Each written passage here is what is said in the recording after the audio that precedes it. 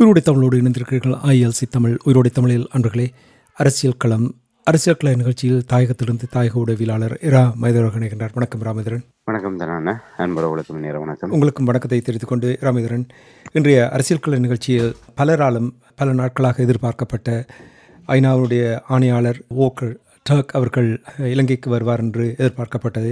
நேற்றைய தினம் அவர் இலங்கைக்கு வந்து சேர்ந்திருந்தார். அதனைத் தொடர்ந்து கிழக்கு மாகாணம், வடமாகாணம் பயணங்களை மேற்கொண்டிருக்கின்றார். இவருடைய இந்த வரவு தொடர்பாக பலர் பலவிதமான எதிர்பார்ப்புகளோடு இருந்தார்கள். அவருடைய வருகையை இப்பொழுது வடக்கு கிழக்குக்கும் அவர் பயணத்தை மேற்கொண்டிருக்கின்றார். முதலில் எங்களுடைய உறவுகளுக்கு ஆணையாளருடைய வருகை தொடர்பாக எவ்வாறு அங்கே என்ன நடக்கின்ற என்ற விடயங்களை கூறுவீர்களா? நிச்சயமாக நீங்கள் குறிப்பிட்டதை போன்று ஐநா மனித உரிமை பேரவையினுடைய ஆணையாளர் 3 நாட்கள் உத்தியோகபூர்வ விஜயத்தை மேற்கொண்டு இலங்கை வந்திருந்தார். அவருடைய இலங்கை வருகை என்பதை கடந்து தமிழர் தாயகத்திலே ஒரு அண்மைக்கால அந்த போராட்டங்கள், அண்மைக்கால விடயங்கள் அதோடு சம்பந்தப்படுத்தி மிகுந்த எதிர்பார்ப்புக்குரியதாக மாறியது.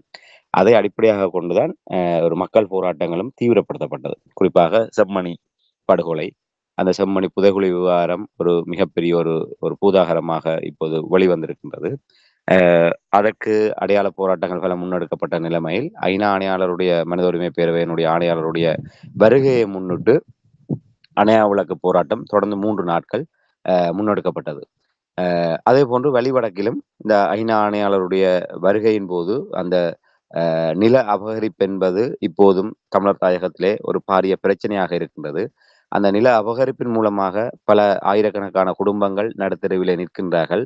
ஆகவே நில விடுவிப்பு என்பது, அதாவது அந்த மக்கள் மீள்குடியேற்றத்தின் ஊடாக அவர்களுடைய சொந்த நிலங்கள் அவர்களிடமே கையளிக்கப்பட வேண்டும் என்பது ஒரு முதன்மையான பிரச்சனை என்பதை ஒரு முரசறைகின்ற வகையில் தான் அந்த மயிலிட்டியிலே தொடர்ந்து 5வது நாளாகவும் இன்றைய தினம் அந்த போராட்டம் முன்னெடுக்கப்பட்டது.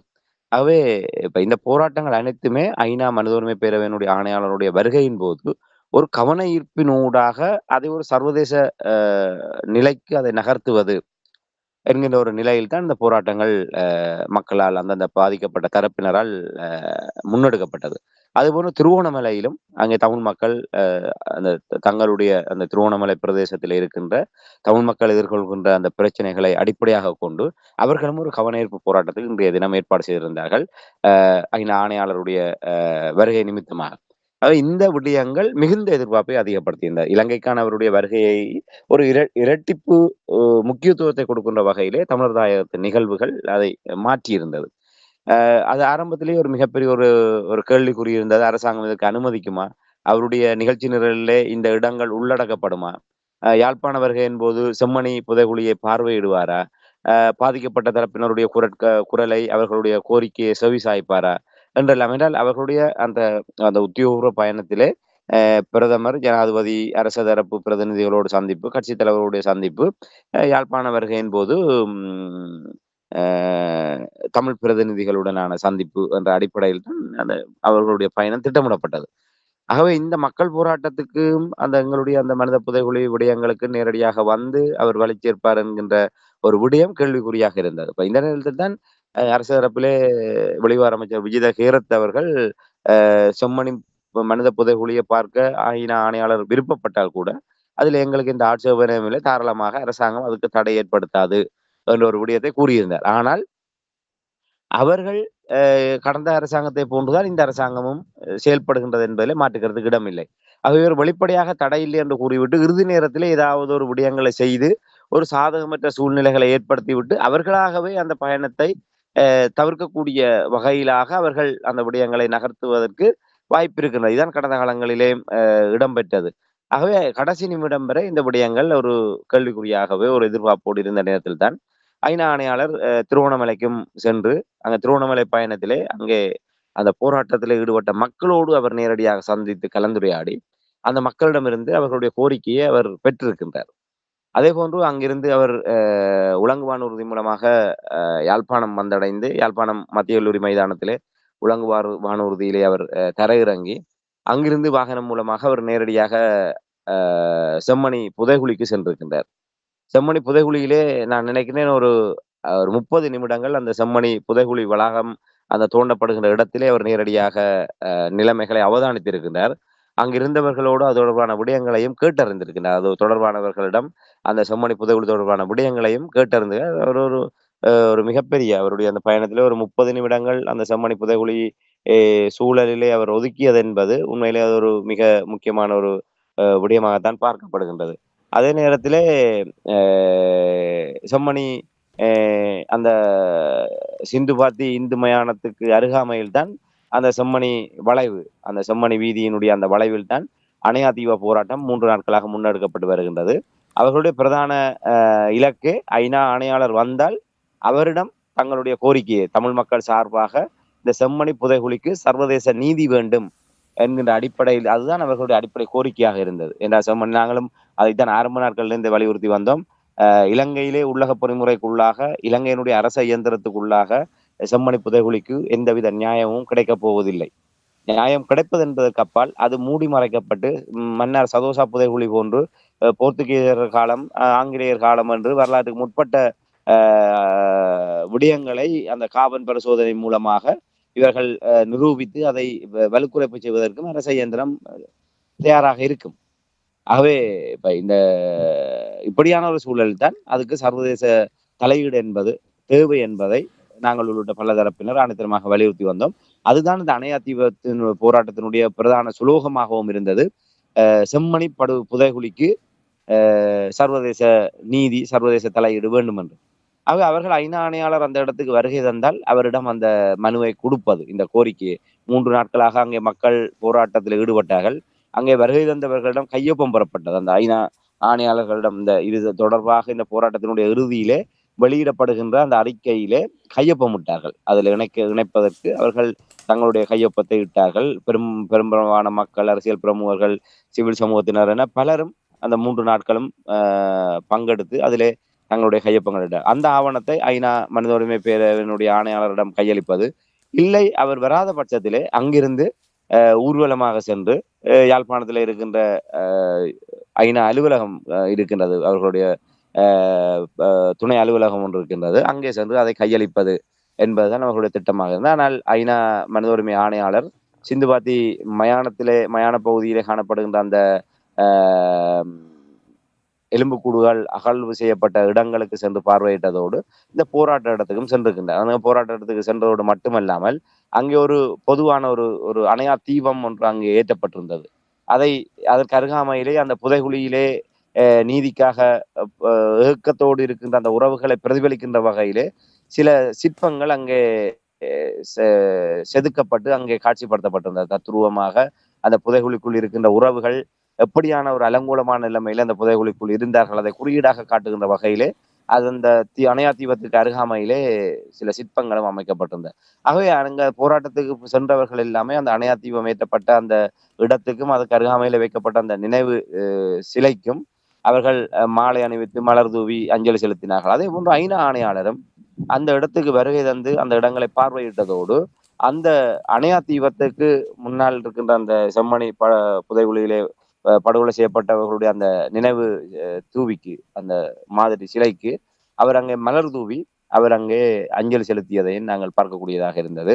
அது மாத்திரமல்லாமல் அந்த போராட்டக்காரர்களோடும் அவர் கலந்துரையாடி அவர்கள் வைத்திருந்த அந்த மனுவையும், அந்த இது தொடர்பான செம்மணி புதைகுழி தொடர்பான அவர்களுடைய அந்த கோரிக்கை மனுவையும் அவர் பெற்றுக்கொண்டு சென்றிருக்கின்றார். ஆகவே உண்மையிலே தமிழ் மக்கள் எதிர்பார்த்ததை போன்று அந்த தமிழ் மக்கள் அந்த மயிலிட்டி போராட்டத்துக்கு அவர் சென்றாரா தெரியவில்லை என்றால் அவர்கள் ஒருவேளை பலாலி விமான நிலையத்துக்கு அவர் வருகை தந்து அந்த வீதி ஊடாக அவர் யாழ்ப்பாணம் வருகின்ற போது அந்த இடத்திலே அவரை சந்திக்க முடியும், அவர் அந்த இடத்திலே கடந்து செல்கின்ற போது அவர்களுடைய கவனத்தை ஈர்க்க வேண்டும் என்பதற்காகத்தான் அந்த மயிலிட்டி சந்தியிலே அவர்கள் அந்த போராட்டத்தை ஏற்பாடு செய்திருக்க கூடும்.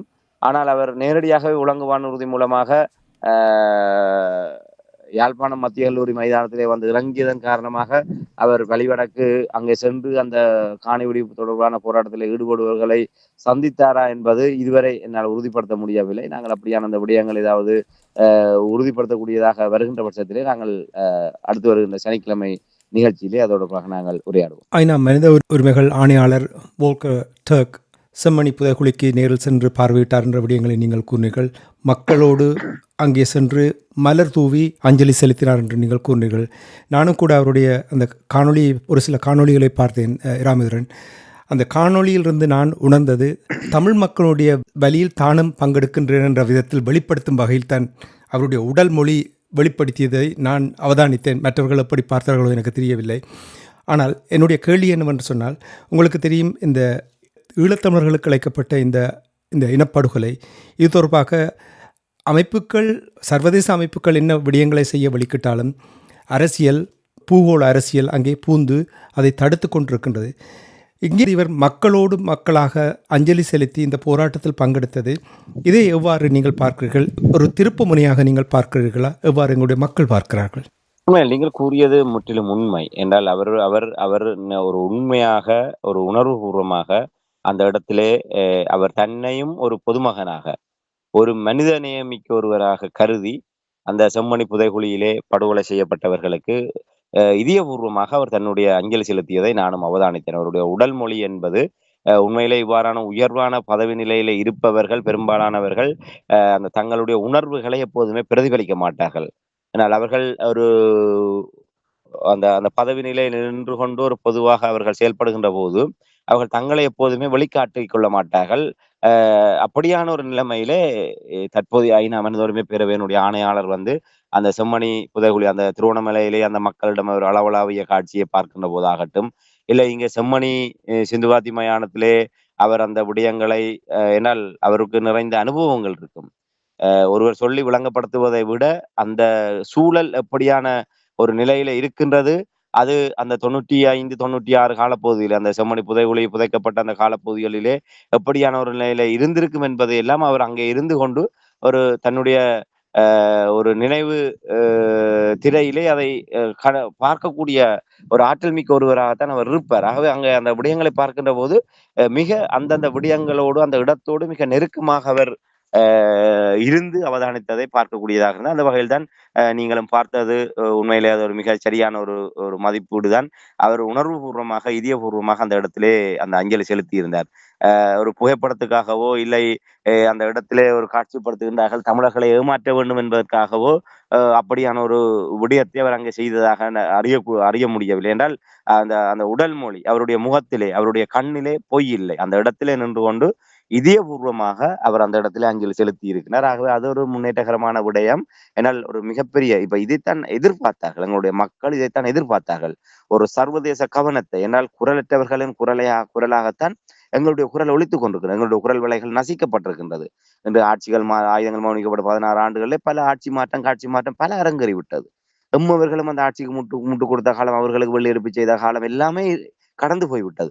ஆனால் மாற்றம் ஒன்றை மாறாது என்பதை போன்று தமிழர்கள் ஏமாற்றப்படுவது மட்டுமே தொடர்கதையாகிக் கொண்டிருக்கின்றது. ஆக இப்படியான ஒரு நிலைமையில எப்படியாவது எங்களுடைய விடயங்களுக்கு எங்காவது ஒரு இடத்திலே ஒரு சின்ன ஒரு திறவுகோல் வந்து விடாதா? ஒரு வரலாற்று இருட்டுக்குள் சபிக்கப்பட்ட இனமாகவே நாங்கள் வாழ்ந்து கொண்டிருக்கின்றோமே.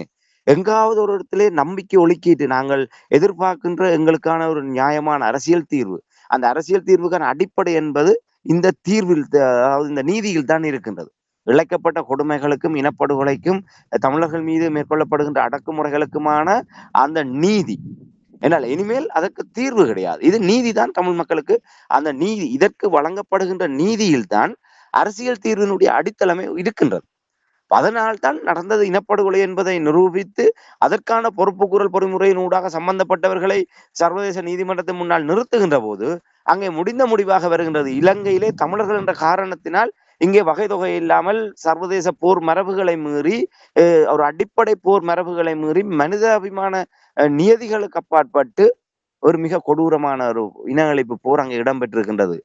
ஆகவே இந்த வரலாற்று பின்புலத்திலே அங்கே 2 தரப்புகளும் ஒன்றாக வாழ்வது என்பது சாத்தியமில்லை. ஆகவே அதற்கான சூழமைவை ஏற்படுத்தக்கூடிய வகையிலாக தமிழ் மக்களுக்கான ஒரு அரசியல் தீர்வு என்பது தனித்தாக வேண்டும் என்கின்ற ஒரு விடயத்தை இந்த இடத்தில் இருந்தால் நாங்கள் அங்காலே நகர்த்த முடியும். அதனால் தான் ஒட்டுமொத்தமாகவே இந்த 16 ஆண்டுகளாக தமிழ் மக்கள் ஒரு சர்வதேச தலையீட்டை கோரிக்கொண்டிருக்கின்றார்கள். ஆகவே அந்த எதிர்பார்ப்பின் அடிப்படையில் தான், அந்த இலக்கை நோக்கித்தான் இந்த அணையா தீபம், இந்த மயிலட்டி காணி உயர் பாதுகாப்பு என்ற பெயரிலே பல ஆயிரக்கணக்கான ஏக்கர் நிலங்கள் அபகரிக்கப்பட்டிருக்கின்ற அந்த மக்கள் அங்கே தங்களுடைய காணிகளை விடுவிக்க வேண்டும் என்று அவர்கள் போராடுகின்றது எல்லாமே இந்த ஒரு நோக்கத்துக்காக. வெறுமனே நாங்கள் இத்தனை ஆண்டுகளாக இன்று காணாமல் வலிந்து காணாமலாக்கப்பட்ட உறவுகள் இன்று அவர்கள் 6 ஆண்டுகளாக வீதிகளிலே தங்களை வருத்தி இன்று 300க்கும் மேற்பட்டவர்கள் உயிரிழந்திருக்கின்றார்கள். அந்த போராட்டத்திலே ஈடுபட்டு தங்களுடைய எந்தவித தீர்வும் இல்லாமல், நீதியும் இல்லாமல், அவர்கள் ஏக்கத்தோடு தங்களுடைய பிள்ளைகள் தொடர்பாக எந்தவித ஒரு ஒரு பதிலும் கிடைக்காமல் 300க்கும் மேற்பட்ட பெற்றோர் உயிரிழந்திருக்கின்றார்கள். இப்படியான ஒரு சூழலிலே நாங்கள் எங்களை வருத்தி நாங்கள் எவ்வளவுதான் போராடினாலும் அது சர்வதேசத்தினுடைய கண்ணை திறப்பதற்கு போதுமானதாக இல்லை. இப்படி ஐநா ஆணையாளர் வருகின்ற போதாவது நாங்கள் இந்த போராட்டங்களை நடத்தி இதற்கு ஒரு சர்வதேச கவனத்தையும் ஒரு அங்கீகாரத்தையும் பெறுவதனூடாக இது தவிர்க்க முடியாத ஒன்றாக அந்த சர்வதேச நிகழ்ச்சி நிரலிலே கொண்டு வர முடியும் என்ற ஒரு நம்பிக்கையின் பிரகாரம் தான் இந்த போராட்டங்கள் முன்னெடுக்கப்பட்டது. அது வெற்றி அளித்திருக்கின்றது தான் நான் கருதுகின்றேன். என்றால் ஐநா ஆணையாளருடைய அந்த நிகழ்ச்சி நிரலிலே இந்த விடயங்கள் உள்வாங்கப்பட்டு அவர் வருகை தந்து அந்த இடங்களை நேரடியாக பார்த்ததனூடாக இது ஒரு அந்த நோக்கம், இந்த போராட்டங்களுடைய நோக்கம் நிறைவேறி இருக்கின்றன நான் கருதுகின்றேன். ராமேந்திரன், ஆணையாளர் வோக்கர் டர்க் அவர்களின் வருகை, பங்கெடுத்த தமிழ் மக்களுடைய செம்மணி புதைகுழி அணையாதீப அந்த நிகழ்வில் பங்கெடுத்தது, இனி மக்களோடு உரையாடி மக்களுடைய வலியை, இழப்பை, அவர்களுடைய உணர்வுகளை இதயபூர்வமாக அவர் உள்வாங்கி இருக்கின்ற விடயங்களை நீங்களும் கூட இப்பொழுது சுட்டிக்காட்டும் பொழுது, இந்த விடயங்களை பார்க்கும் பொழுது நேரே பார்த்து இந்த விடயங்களை நீங்கள் எப்பொழுதும் நீங்கள் பார்த்தீர்கள் என்றால் காணொளி மூலம் அல்லது வேறு ஒருவர் மூலம் வாய்வழி மூலம் கூறுவதை விட நேரே பார்க்கும் பொழுதுதான் உண்மையான நிலைமைகளை நாங்கள் அறிந்து கொள்ளலாம். இவருடைய இந்த வருகை, இவருடைய இந்த பங்கெடுப்பு, இவருடைய இந்த மலர் தூவி அஞ்சலி செலுத்தியது தமிழ் மக்களுக்கு சர்வதேச அங்கீகாரம் கிடைப்பதற்கான ஒரு வாய்ப்பை ஏற்படுத்தி இருக்கின்ற என்று நம்புகிறீர்களா இந்த நீதிக்கான போராட்டத்தில்? இல்லை, அந்த இடத்திலே எனக்கு அந்த நம்பிக்கை இல்லை. அதற்கான சூழல்களை நாங்கள் தான் உருவாக்க வேண்டும் என்று நான் இன்னும் ஆழமாக நம்புகின்றேன். அதாவது இந்த போராட்டத்தினுடைய நோக்கம் கவன ஈர்ப்பு. இதன் மூலமாக எங்களுக்கு ஒரு தீர்வு கிடைக்கும், நியாயம் கிடைக்கும் என்று சொல்லி அந்த போராட்டத்தில் ஈடுபட்டவர்கள் கூட ஒரு இலக்கை நிர்ணயித்திருக்க மாட்டார்கள் என்று நான் நம்புகின்றேன். கிடைக்கின்ற சந்தர்ப்பங்களின் ஊடாக சர்வதேச கவனத்தை பெற்று தமிழ் மக்களுடைய கோரிக்கைகளையும் தமிழ் மக்கள் இன்றும், என்றால் இது மிக முக்கிய தருணம். என்றால் ஒரு ஆட்சி மாற்றம் ஏற்பட்டிருக்கின்றது. எங்களுக்கு தெரியும், இந்த ஜேவிபியினர் தான் முள்ளிவாய்க்கால் படுகொலை உள்ளிட்ட சகல தமிழ் மக்களுடைய இனப்படுகொலை அந்த இரத்தக்கரையும் அவர்களுடைய கைகளிலும் படிந்திருக்கின்றது என்பது எங்களுக்கு தெரியும். ஆனால் வெளிப்படையாக பார்க்கின்ற போது இந்த ஜேவிபியினுடைய தேசிய மக்கள் சக்தி என்று அதிகாரம் பூசி இருக்கின்ற இந்த ஜேவிபி ஒரு புதிய அரசாங்கம். இதுவரை காலமும் எந்த ஆட்சியிலுமே பங்கெடுக்காதவர்கள். ராஜபக்சேகள், அதாவது ஸ்ரீலங்கா சுதந்திர கட்சி, ஐக்கிய தேச கட்சி, ராஜபக்சேகள், சந்திரிகா, ரணில் விக்ரமசிங்க, மைத்திரி என வேறு தரப்பினர் இவ்வளவு காலமும் இந்த 76 ஆண்டு கால அரசியலை அவர்கள் ஆண்ட அந்த பின்னணியிலே இவர்கள் ஒரு புதியவர்களாக வந்திருக்கின்றார்கள். இவர்கள் ஒரு நேர்மையாகவும் இந்த விடயங்களை கையாளுவார்கள் என்று எவ்வாறு நல்லாட்சி காலத்திலே 3 தடவை இனப்படுகொலையாளிகளுக்கு பொது கால நீடிப்பை வழங்கி அவர்களை பிணையெடுத்தார்களோ அதே போன்று நிரந்தரமாகவே நிபந்தனையற்ற முறையிலே இந்த அனுரகுமார திசாநாயக்க தலைமையிலான அரசாங்கத்தை பிணையெடுப்பதற்கான ஒரு சூழமைவு இப்போது உருவாகி இருக்கின்றது. ஒன்று பொருளாதார நெருக்கடி உள்ளிட்ட ஒரு அனுதாபமான நிலைமை, ஒரு பொருளாதார இக்கட்டான சூழ்நிலையிலே நாங்கள் ஆட்சியை பொறுப்பேற்றிருக்கின்றோம் என்கின்ற ஒரு அவர்களுக்கு சாதகமான அந்த அனுதாப நிலை, அதோடு நான் முன்னர் குறிப்பிட்டதை போன்று இதோடு சம்பந்தப்படாத ஒரு புதியவர்கள். இவர்களுக்கு ஒரு அவகாசத்தை கொடுத்து பார்ப்போம், இவர்கள் எல்லாம் செய்வோம் என்று சொல்கின்றார்கள், இனமதம் பேதமற்ற ஒரு நிலைமையை உருவாக்குவோம் என்று சொல்கின்றார்கள். சொல்வதை செய்கின்றார்களா என்று நாங்கள் ஒரு சந்தர்ப்பத்தை கொடுத்து பார்ப்போம் என்று மீண்டும் ஒரு கால நீடிப்பை இலங்கை அரசாங்கத்துக்கு வழங்குவதனூடாக இனப்படுகொலையாளிகளை காப்பாற்றி இந்த இனப்படுகொலை தொடர்பான விடயத்தை ஒரு வலுக்குறைப்பு செய்கின்ற ஒரு அபாயம் இருக்கின்ற சூழ்நிலையில்தான் தமிழர் தாயகம் மீண்டும் தானே வீதியில இறங்கி தனக்காக போராடியது. ஏனால் இந்த தருணம் என்பது மிக முக்கியம். ஏனால் அவர்கள் சொல்கின்ற விடயம், ஜெனீவாவில போய் சொல்கின்ற விடயம் எல்லாவற்றையுமே தமிழ் மக்களுடைய பிரதான கோரிக்கையை இந்த அரசாங்கம் மறுதளிக்கின்றது. இப்படி ஒரு விடயம் நடக்கவே இல்லை என்பதை சாதிக்க பார்க்கின்றார்கள். அதே நேரத்தில் இங்கே எல்லாமே தேனாரும் பாலாரும் ஓடுகின்றது, நாங்கள் எல்லா விடயங்களையும் மாற்றி விட்டோம், இங்கே எந்த பிரச்சனையும் இல்லை என்பதாக காட்ட முற்படுகின்றார்கள். சர்வதேசத்தார் முன்னிலையிலே இலங்கை தீவானது இப்போதும் வடகிழக்கு தமிழர் தாயகம், தென்னிலங்கை என இரு வேறான பிரச்சனைகளோடு இருக்கின்றது என்பதை காட்ட வேண்டிய ஒரு தேவை இருக்கின்றது. அந்த தேவை நிமித்தம் தான் இந்த அணையா விளக்கு போராட்டம், மயிலட்டி போராட்டம் எல்லாமே அந்த தேவை நிமித்தம் தான் முகிழ்ந்து இருக்கின்றது.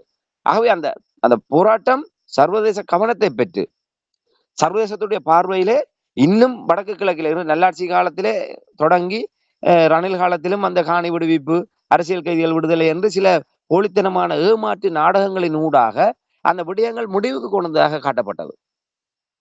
இன்று பலிகாம பகுதியில் இருக்கின்ற அகதி முகாம்களை மூடுவதற்காக கட்டாயமாக அதில் இருந்த பகுதிகள் அனைத்துமே விடுவிக்கப்பட்டு, என்றால் சர்வதேசத்துடைய பார்வையிலே அகதி முகாமிலே இன்னும் அகதிகள் இருந்து அவர்களுக்கான பராமரிப்பை அந்த சர்வதேச தொண்டு நிறுவனங்கள் பார்க்குமாக இருந்தால் அதனூடாக இன்னும் அந்த அகதிகள் பிரச்சனை இருக்கின்றது, நிலப்பரப்பு இருக்கின்றது என்பது நிரூபிக்கப்படும். அதன் காரணமாகத்தான் சில இடங்கள் அவசர அவசரமாக விடுவிக்க வேண்டிய ஒரு சூழ்நிலை ஏற்பட்டது. அதன் காரணமாக அகதி முகாம்கள் மூடப்பட்டது. ஆனால் அகதி முகாம்கள் மூடப்பட்டாலும் இன்றும் 30 ஆண்டுகளுக்கு மேலாக தங்களுடைய சொந்த நிலங்களை இழந்து வீதிகளிலே தங்களுடைய உறவினர்கள் இல்லை தங்களுடைய முயற்சியின் காரணமாக இரவல் காணிகளிலே, இரவல் வீடுகளிலே அவர்கள் இன்றும் ஒரு உள்நாட்டிலே அகதிகளாக வாழ்கின்ற துயரத்துக்கு பல ஆயிரக்கணக்கான குடும்பங்கள் தள்ளப்பட்டிருக்கின்றனர். இவை அனைத்துமே இருட்டடிப்பு செய்யப்படுகின்றது இந்த சிங்கள ஆட்சியாளர்களாலும் எங்களுடைய அந்த அரசாங்கத்துக்கு முட்டுக் கொடுக்கின்ற எங்களுடைய தமிழ் தரப்பினராலும். ஆக இவை ஒரு நில மீட்பு என்பது இன்னும் பல ஆயிரக்கணக்கான நிலங்கள் இராணுவத்தினர் வசம் இருக்கின்ற காரணத்தினால் இன்று உங்களுடைய உறவுகளுக்கு தெரியும், வலி வடக்கிலே 2013ஆம் ஆண்டுக்கு பின்னர் முழு இடங்களும் மயிலட்டி உள்ளிட்ட இடங்களிலே வீடுகள் அனைத்துமே கட்டடங்கள் அனைத்துமே தரைமட்டமாக்கப்பட்டு அந்த இடங்களிலே ஒரு ஒரு ஒரு வனாந்தரமாக காட்சியளிக்கக்கூடிய வகையிலே அது உருவாக்கப்பட்டது. மாஞ்சோலைகளும் தென்னை மர சோலைகளுமாக அந்த இடங்கள் மாற்றி அமைக்கப்பட்டது. பலாலி, மயிலட்டி, காங்கேசந்துறையெல்லாம் நீங்கள் பார்த்தால் தெரியும், அனைத்துமே ஒரு குடியிருப்புகள், மக்கள் ஆயிரக்கணக்கான குடும்பங்கள் இருந்ததுக்கான சுவடே இல்லை.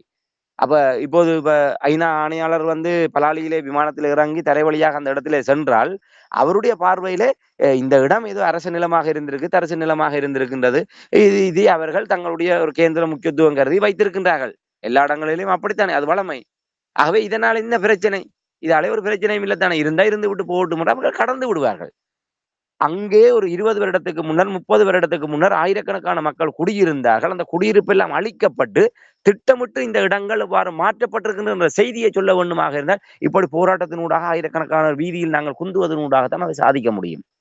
ஆகவே தீர்வு கிடைக்குமா, நியாயம் கிடைக்குமா என்பதை கடந்து ஒரு கவன ஈர்ப்பின் மூலமாக தொடர்ந்தும் எங்களுக்கு பசி இருக்கின்றது, நீதிக்கான பசி இருக்கின்றது, விடுதலைக்கான பசி இருக்கின்றது என்பதை நாங்கள் தொடர்ந்தும் சர்வதேசத்தின் முன்னால் மக்களின் குரலாக, அரசியல்வாதிகளுடைய இந்த பினாமிகளுடைய பிதற்றல்களாக அல்லாமல் நேரடியாக அந்த வலி சுமந்த பாதிக்கப்பட்ட மக்களுடைய குரலாக, அந்த வேதனையினுடைய பிரதிபலிப்பாக அவை காட்டப்பட வேண்டும் என்பதுதான் நிதர்சனமான உண்மை. அது இந்த தருணத்திலே மிக வெற்றிகரமாக நிறைவேறி இருக்கின்றது என்பதைத்தான் என்னால் கூற முடியும். ஆனால் தீர்வு என்பது, நியாயம் என்பது எங்களுடைய கைகளில் தான் இருக்கின்றது என்றால் மக்கள் இன்னும் அந்த முழுமையான மாற்றத்துக்கு தயாராகவில்லை. அரசியல் ரீதியான மாற்றம், எங்களுடைய வாக்குகளை கொண்டு நாங்கள் ஏற்படுத்த போகின்ற மாற்றம் தான் இதனுடைய விளைவுகளை எங்களுக்கு பெற்றுத்தரப் போகின்றது. உங்களுக்கு தெரியும், ஆயுதங்கள் மௌனிக்கப்பட்ட போது தமிழ் மக்களுடைய அரசியல் முகமாக, அரசியல் பேரியக்கமாக தமிழ் தேசிய கூட்டமைப்பு இருந்தது. அந்த விடுதலை புலிகள் ஆயுதத்தின் மூலமாக தொடர்ந்து அந்த விடுதலை அரசியலை தொடர்ந்தும் அரசியல் ரீதியாக முன்னெடுக்கின்ற ஒரு படையணியாகத்தான் தமிழ் தேசிய கூட்டமைப்பு உருவாக்கப்பட்டது. ஆனால் அந்த முள்ளிவாய்க்கால் பெருந்துயரம் நடந்து அதற்கு பின்னரான அந்த அஞ்சலோட்டத்திலே இந்த எங்களுடைய தமிழ் அரசியல்வாதிகள் அங்க முள்ளிவாய்க்காலில் கொல்லப்பட்ட எங்களுடைய உறவுகளுக்கும் இவர்களுக்கு இவ்வளவு பெரிய அங்கீகாரத்தை கொடுத்த அந்த விடுதலை புலிகளுக்கும், அந்த மாவீரர்களுக்கும், அந்த தியாகங்களை சுமந்த அந்த போராளிகளுக்கும் மிகப்பெரிய துரோகத்தை செய்துவிட்டு அந்த விடுதலை நெருப்பை சிங்கள தேசத்தினுடைய காலிலே கொண்டே அடமானம் வைத்து அதை நீரூற்றி அணைக்கின்ற முயற்சியில் தான் இந்த 16 ஆண்டுகளில் இவர்கள் செய்தார்கள். எவருமே அந்த விடுதலை நெருப்பை அந்த அந்த தீவு இன்று அணையா தீபமாக 3 நாள் இருந்த தீபத்தை 16 ஆண்டுகளாக இல்லை ஒரு 50 ஆண்டுகளாக தமிழினம் தொடர்ந்து சுமக்கக்கூடிய வகையிலே அந்த விடுதலை நெருப்பை இவர்கள் ஒரு தொடர் அஞ்சலோட்டத்தினூடாக அதை கடத்துவதற்கு இந்த முயற்சிகளும் எடுக்கவில்லை. மக்கள் தான் வீதியிலே இறங்கி தொடர்ந்தும் அதை உயிரூட்டி கொண்டிருந்தார்கள். ஆகவே நாங்கள் வீதியிலே இன்னும் 10 ஆண்டுகள் சென்றாலும் இதே போன்று நாங்கள் வீதியிலே நாங்கள் தான் போராட வேண்டியவர்களாக இருக்கின்றோம். நாங்கள் தெரிவு செய்கின்ற பிரதிநிதிகள் எங்களை விட்டு பிழைப்பவர்களாக இருக்கின்றார்கள், இல்லை எங்களை நம்ப வைத்து மோசடி செய்பவர்களாக இருக்கின்றார்கள். ஆகவே முழுமையான மாற்றத்துக்கு நாங்கள் என்று தயாராகின்றோமோ இன்றுதான் ஒரு ஒரு விழிப்புணர்வு ஏற்பட்டிருக்கின்றது. சரிவிலைகளுக்கு அப்பால் ஒரு கூட்டாக ஒரு தமிழ் தேசிய தத்துவத்தின் அடிப்படையிலே ஒரு கூட்டாக நிற்கின்ற தரப்பினருக்கு மக்கள் தங்களுடைய ஆணையை வழங்கக்கூடிய ஒரு பிரதிபலிப்பு இந்த உள்ளூராட்சி மன்ற தேர்தலே நடந்திருக்கின்றது. தமிழ் தேசிய கூட்டமைப்புக்கு பின்னராக இப்படியான ஒரு நிகழ்வு இடம்பெறவில்லை. ஜனநாயக தமிழ் தேசிய கூட்டணி என்று அவர்கள் சந்தித்தாலும் அவர்கள் பெரிய ஒரு இலக்குகளை அடையவில்லை. ஆனால் இன்று தமிழ் தேசிய பேரவையாக, என்னால் தமிழ் தேசிய மக்கள் முன்னணி எந்த இடத்திலே நின்றது, தமிழ் தேசிய பேரவையாக வந்த இந்த உயரத்துக்கு தொட்டது என்பதை அந்த மதிப்பீடுகளின் மூலமாக பார்ப்பவர்களுக்கு தெரியும். அவ்வளவு தலைகள் மாற்றம் ஏற்படுகின்றன. இன்று அவர்கள் சங்கு தரப்போடு சேர்ந்து இந்த உள்ளூராட்சி மன்ற தேர்தலில் ஒரு கொள்கை கூட்டணி என்று மலர்ந்தது இன்று மக்களிடையே எவ்வளவு நம்பிக்கை ஏற்படுத்தி இருக்கின்றது. ஆகவே இது தொடர வேண்டுமாக இருந்தால் இதை நோக்கியதாக எங்களுடைய அழுத்தங்கள் தொடர வேண்டும். இதிலிருந்து நழுவினால் அவர்களுக்கு படுதோல்வி நிச்சயம், மரணக்குழிதான் அவர்களுக்கு பரிசு என்பதை மக்கள் அவர்களுக்கு தொடர்ந்து ஞாபகப்படுத்திக் கொண்டிருக்க வேண்டும். ஆகவே ஐநா ஆணையாளர் வந்து சென்று விட்டார். அவர்களும் மனிதர்கள். இன்று நவநீதம் பிள்ளையாக இருக்கட்டும், இவரை பொறுத்தவரையிலே அந்த கதிரையில இவர் விமானம் ஏறி ஜெனீவா நகர் சென்று அந்த ஐநா மனித உரிமை பேரவை தலைமை தாங்குகின்ற அந்த ஸ்தானத்துக்கு அவர் அந்த இடத்துல செல்கின்ற போது இந்த விடயங்கள் எல்லாம் அவருடைய மனத்திரையிலிருந்து மறைக்கப்பட்டுவிடும். நீங்கள் ஆரம்பத்தில் கூறினீர்கள், பூகோள அரசியல் அந்த சிக்குப்பாடுகளுக்குள் தான் அதனால் தான் இன்று ஜெனீவா என்பது இவ்வாறான ஒரு ஏமாற்று நாடகமாக போய் கொண்டிருக்கின்றது. ஆகவே அங்கே இவர் எடுக்கின்ற முடிவுகள் அல்ல, இவர் ஒரு மனிதராக இவருடைய மனச்சாட்சிக்கு செம்மணி புதைகுழியிலே என்ன நடந்தது என்பது அவருக்கு நன்றாக தெரியும். எங்களை போன்று அவருடைய இதயமும் பதபடக்கும் இந்த படுபாதகத்தை செய்தவர்களை சர்வதேச நீதிமன்றத்திலே நிறுத்தி அவர்களை குற்றவாளி கூண்டிலே நிறுத்தி அவர்களுக்குரிய தண்டனை கொடுக்க வேண்டும் என்று எங்களை போன்று ஐநா மனித உரிமை ஆணையாளருக்கும் இன்று அந்த செம்மணியில நிற்கின்ற போது அந்த உணர்வு அவருக்குள் இருக்கும். ஆனால் அந்த உணர்வை அவரினால் பிரதிபலிக்க முடியாது. ஏனால் அவர் ஒரு சூழ்நிலை கைதி. ஆனால் நாங்கள் தான் இதற்கு காரணம். இன்று நவநீதம் பிள்ளை அம்மையார் அவரும் இதே போன்று, அவர் ஒரு தமிழ் வம்சாவளியைச் சேர்ந்தவர். அவர் எப்போதோ கூறிவிட்டார், ஐநா மனித உரிமை பேரவைக்குள் இந்த விடயங்கள் எந்த உயரத்தை தொட வேண்டுமோ அந்த உயரத்தை தொட்டு விட்டது. இனிமேல் அதிலிருந்து வெளியே கொண்டு செல்வதற்கு, அடுத்த கட்டத்துக்கு ஐநா மனித உரிமை பேரவைக்குள் இருந்து வெளியே இந்த விடயத்தை கொண்டு போவதற்கு நீங்கள் முயற்சி செய்ய வேண்டும் என்று அவரே தன்னுடைய இறுதி உரையில கூறிவிட்டு சென்று விட்டார். அதற்கு பின்னர் அல் குசைன் கூட இந்த விடயத்தை மிக ஆணித்தரமாக தன்னுடைய இறுதி அறிக்கையில சுட்டிக்காட்டியிருந்தார். அதாவது ஐநா மனித உரிமை பேரவையை கடந்து இது சர்வதேச தளத்துக்கு இந்த விடயம் நகர்த்தப்படுவதன் ஊடாகத்தான் இதற்கான ஒரு முடிவை காண முடியும் என்று அவர் கூறிவிட்டார். ஆகவே இப்போது ஐநா மனித உரிமை பேரவை என்பது அது எப்போதும் நாங்கள் அந்த இலக்கை அடைந்து விட்டோம்.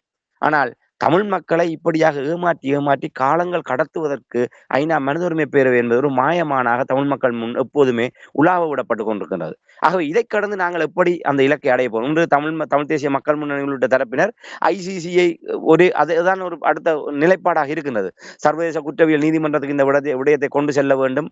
அதனூடாகத்தான் இந்த விடயங்களுக்கு ஒரு ஐநா சபையினுடைய பாதுகாப்பு சபைக்கு இந்த விடயம் கொண்டு செல்வதாக இருந்தால் வீட்டோ பவர்ல நாடுகள் இருக்கின்றது. அவ இதை கடந்து எங்களுக்கு அந்த சாத்தியம் இல்லை என்பதெல்லாம் எங்களுக்கு தேவையில்லை. நாங்கள் வெறுமனே ஒரு கோஷமாக இந்த விடயம் இருந்தது. இனி நாங்கள் இதை எப்படி நாங்கள் ஒரு செயல்வீச்சுள்ள விடயமாக ஐநா மனித உரிமை பேரவையில் இருந்து அதனுடைய ஆதரவோடு அந்த உந்து சக்தியோடு நாங்கள் எப்படி அதிலிருந்து அடுத்த சர்வதேச குற்றவியல் நீதிமன்றத்துக்கு இந்த விடயத்தை எப்படி கொண்டு போக போன்றோம்? அதற்கு எப்படி நாங்கள் நிலமும் புலமும் இணைந்து பாதிக்கப்பட்ட தரப்பினரை இணைத்து செயல் திட்டங்களை வகுத்து நாங்கள் செயல்பட போகின்றோம். அந்த கூட்டு செயல்பாட்டின் மூலம் தான் நாங்கள் அடுத்த கட்டத்துக்கான நிலையை அடைய முடியும். இன்று நாங்கள் மிக சுருக்கமாக சொல்வதாக இருந்தால், இன்று மனோ கணேசன் இன்று பாராளுமன்றத்திலே சகல கட்சி பிரதிநிதிகளோடும் ஆணையாளர் சந்திப்பு நடந்திருக்கின்றது. அதிலே நேரடியாகவே மனோ கணேசன் ஒரு விடயத்தை கூறியிருக்கின்றார். ஈழத்தமிழ் மக்களை ஐநா சபை கைவிட்டதை போன்று மலையக சமூகமாகிய எங்களையும் கைவிட்டு விடாதீர்கள் என்று நேரடியாகவே அவருக்கு சொல்லியிருக்கின்றார். இப்படி என்றாவது எங்களுடைய தமிழ் தரப்பினர் யாராவது கூறியிருப்பார்களா? ஐக்கிய நாடுகள் சபையும் இதிலே குற்றவாளி கூண்டிலே நிறுத்தப்பட வேண்டிய ஒரு தரப்பென்று என்றைக்காவது இவர்கள் கூறியிருக்கின்றார்களா? அவர் மிக தெளிவாக கூறியிருக்கின்றார். ஐநா சபையும் ஐநா சபைக்கு கீழாக இருக்கின்ற ஐநா மனித உரிமை பேரவை உள்ளிட்ட சகல தரப்பினருமே ஈழத்தமிழ் மக்களை நம்ப வைத்து மோசம் செய்தார்கள். இறுதி யுத்தம் நெருங்கி வருகின்ற தருணத்திலே எந்தவித முன்னறிவிப்பும் இல்லாமல் போர் வலயத்தில் இருந்து வெளியேறி அந்த மக்களை ஒரு சாட்சியமற்ற ஒரு இன அழிப்புக்கு தள்ளியது ஐக்கிய நாடுகள் சபை. இன்று வரை 16 ஆண்டுகளாகியும் தமிழ் மக்களுடைய விடயம், அரசியல் கைதிகள் விடுதலை, இனப்படுகொலைக்கான விசாரணை, காணி விடுவிப்புள்ள எந்த விடயங்களுமே இன்னும் முழுமையாக இடம்பெறாமல் அவை உயிர்ப்போடு இருக்கின்றன. ஆகவே இந்த விடயங்களிலே 16 ஆண்டுகளாகியும் காரணமாக இருந்த ஐக்கிய நாடுகள் சபையும் அதனுடைய துணை ஸ்தாபனங்களும் இன்று வரை ஈழத்தமிழ் மக்களுக்கு எந்தவித பரிகாரத்தையும் செய்யவில்லை. ஆகவே ஈழத்தமிழ் மக்களை கைவிட்டதை போன்று மலையக சமூகமாகிய எங்களையும் நீங்கள் கைவிட்டு விடாதீர்கள் என்று அவர் ஒரு கோரிக்கையை முன்வைத்திருக்கிறார். இதுதான் நீங்கள் கேட்டதுக்கான பதில். ஐக்கிய நாடுகள் சபையும் தமிழ் மக்களுடைய நாங்கள் எங்களுக்கு நீதி வேண்டும் என்று நாங்கள் வைக்கின்ற என்று பான் கி மூன் அவர்கள் அந்த இரத்த வாடை பிடித்து அந்த ராஜபக்சேகளோடு வந்து அந்த முள்வேலி முகாமில் எங்களுடைய மக்களை பார்த்து சென்றார். என்ன நடந்தது? அவர் மனித உரிமை பேரவையினுடைய ஐநா பொதுச் செயலாளராக இருந்தவர் பான் கி மூன். அவர் இங்கே வந்து சென்றார். என்ன நடந்தது? ஒன்றும் நடக்கவில்லை. ஆகவே அந்த சிஸ்டம், ஐக்கிய நாடுகள் சபை, அதுக்கு கீழாக இருக்கின்ற ஐநா மனித உரிமை பேரவை, இவை அனைத்துமே அமெரிக்கா உள்ளிட்ட மேற்குலக தரப்பினருடைய அபிலாசைகளை பிரதிபலிக்கின்ற, அவர்கள் வேண்டுமென்றால் எழும்பி நிற்க வேண்டும், இல்லை என்றால் இருக்க வேண்டும் என்கின்ற அளவில் தான் இந்த பன்னாட்டு மன்றங்கள் இயங்கிக் கொண்டிருக்கின்றது. ஆக அதிலே பொறுப்பிலே வருபவர்கள் தங்களுடைய மனச்சாட்சிக்கு ஏற்றவாறு பாதிக்கப்பட்டனர் என்று நவநீதம் பிள்ளையார் அம்மையார் வழிகாட்டி சென்று பல துணை நடவடிக்கைகள் எத்தனையோ நடைபெற்றது.